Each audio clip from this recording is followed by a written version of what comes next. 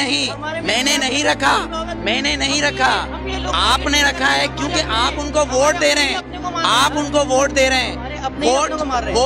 Vote मैं बताऊं क्या है, वोट क्या है, वोट क्या है। वोट ने तो फिरौन को भी चुना था, वोट ने तो हिटलर को भी चुना था, पर मेरे नबी को किसी वोट ने नहीं चुना, अली को किसी वोट ने नहीं चुना, उमर को किसी वोट ने नहीं चुना, सिद्दीक को नहीं चुना, उस्मान को नहीं चुना।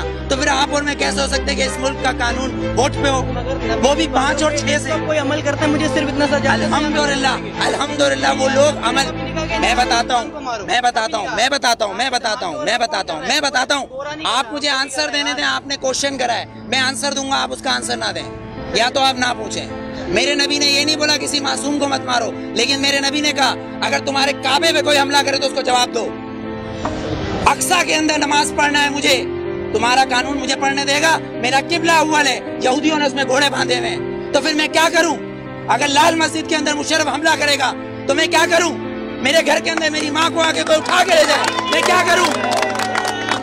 मेरा कानून इसकी इजाजत देता है, मेरा कानून इसकी इजाजत देता है। आर्टिकल 63 और 62, आर्टिकल 63 और 62 इस बात की इजाजत देता है कि चीफ जस्टिस को भी चेक करो, चीफ जस्टिस को भी चेक करो।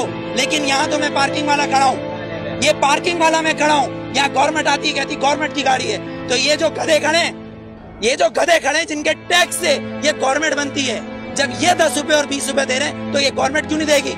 यहाँ तो ये कानून है, 3 कानून, आर्मी का एक, गवर्नमेंट का एक, और एक मुझ जैसे और हम जैसे गधों का अलग। क्योंकि हम हबीब जालिब के बकौल हम 18 करोड़ गधे हैं, हम 18 करोड़ गधे हैं। अगर सूफी मोहम्मद सवाद के ये कहें कि मैं दस्तूर को नहीं मानता, आइन को नहीं मानता, तो वो काफिर, उसको गिरफ्तार कर लो, नजरबंद कर दो, ठीक है, उसको बंद कर दो। अगर कोई सियासतदान कहे कि मैं इस दस्तूर को नहीं मानता तो वो इलेक्शन का हकदार।